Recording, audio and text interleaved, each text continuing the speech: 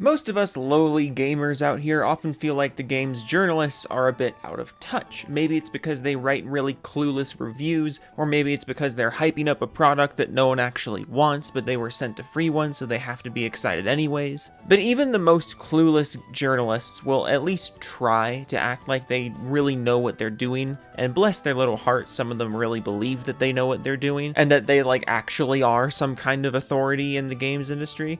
But every once in a while, we get a journalist who just says all the quiet parts out loud. Every once in a while, the curtain gets pulled back and we get to see a games journalist in their natural habitat with no distractions, no grandstanding, just a totally clueless person with a deadline to hit, and it results in articles like this piece recently published to The Gamer. Everyone pretend to be surprised that this is from The Gamer. I think this article is my new favorite example of a games journalist just being a games journalist.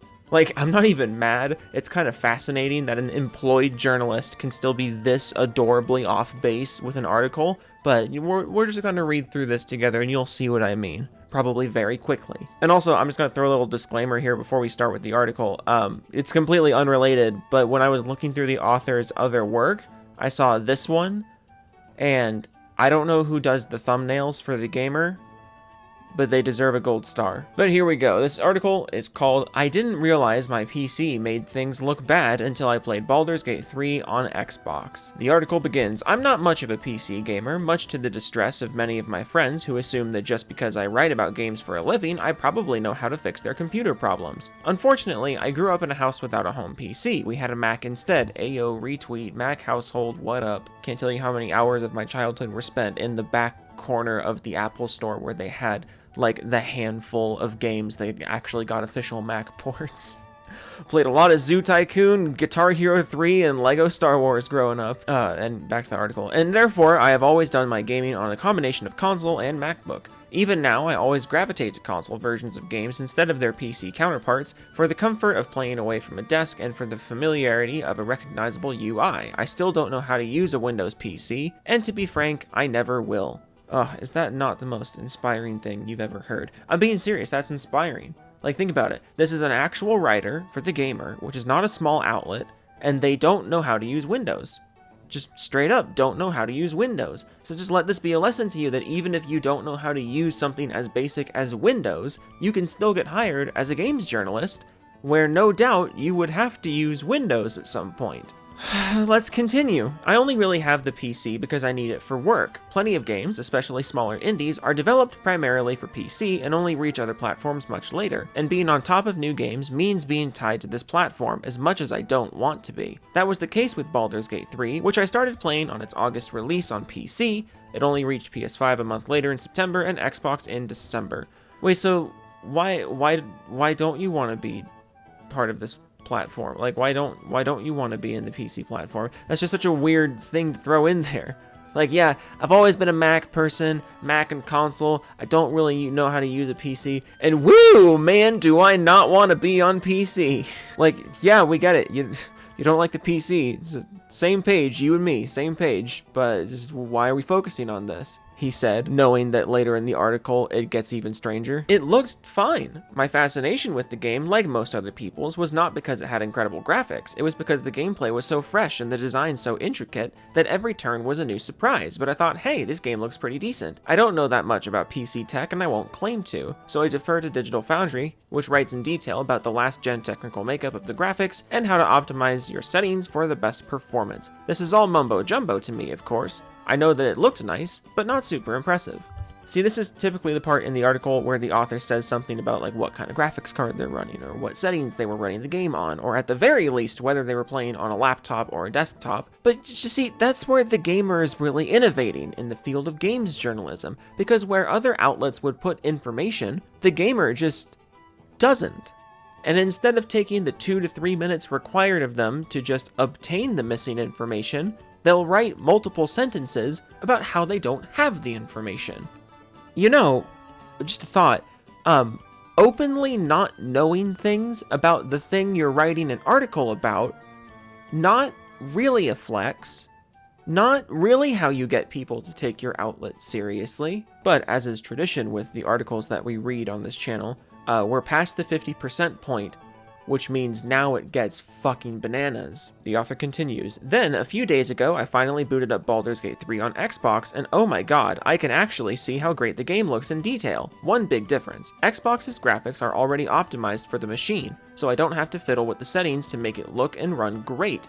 Oh, so you know what settings menus are, you just chose not to tell us what settings you were using. Anyways, it already does that out of the box, and every option in the graphics section of the settings is no longer my business. Another big difference, my TV is huge and displays 4K resolution, everything looks great on it. My monitor's resolution and refresh rate, in contrast, is who knows, not me. I paid my high school best friend's older brother to build it for me, and I did not ask him to explain what he did to me. I'm sorry, you asked your best friend's older brother to build your monitor? Are you sure about that? Also, you know your TV is 4K, but you don't know your monitor's resolution? Like, you know that TVs and monitors are like the same thing, right? Monitors are just small TVs with a few additional kinds of input slots. Again, openly not knowing very basic things about the topic that you're presumably being paid to write about. Not a fantastic way to get people to start taking games journalism seriously, you know?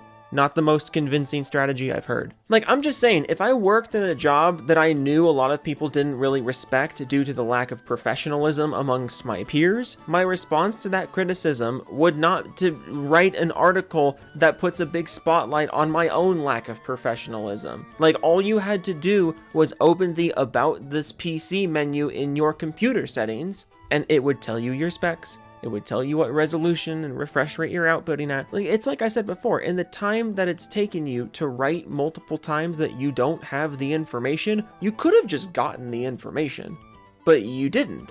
And now you just sound smug because you're flaunting how little you know about the subject that an outlet is paying you to write about. Do you understand why so many gamers think games journalism is so obnoxious? The article continues, I do not typically play the same games on two different platforms. I've never had a reason to. Since I gravitate to my console for games, I'll be playing over a long period of time, so I've never realized just how stark the difference between these two machines is. Now that I've seen the light, I can never unsee it. Am I going to do anything about it? No, because I don't have the time to be researching all my PC's different components and figuring out what would be better. And I don't have the money to pay for new parts, or most likely, a better monitor. This just reaffirmed that for me, a lazy person, the console will probably always be the easier and better option for playing video games. You know, you could have just taken this closing sentence, you could have just taken that sentence, made it the introductory sentence of the article, and then deleted the rest of the article, and I wouldn't have said a word. This video wouldn't exist. I would have read this headline, read this sentence, and then just moved on with my life. But instead, you wrote a full-length article about not knowing anything about what you decided to write a full-length article about. I am flabbergasted. Like, I'll just come out and say it. I'm flabbergasted. Can you think of a single other profession where doing your job can literally just be you admitting that you don't know how to do your job? I can't think of a single other profession where this would just be okay.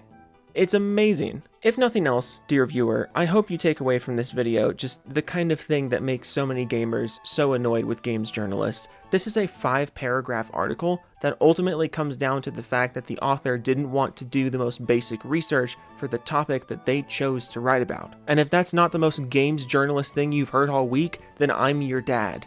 And it's time for you to come home because your mom's been working very hard on dinner for the last 2 hours, okay? And you should go tell her that you appreciate her and ask her if she needs help setting the table. You probably want to be on her good side tonight if you're planning on telling her about your report card. And if you don't tell her about it, I've given you a few days to tell her about it yourself. But if you don't tell her tonight, I'm going to tell her tonight. And it's not going to be as good. Yeah, okay, fine. I'll end the video like that. That's the... Okay, toodles.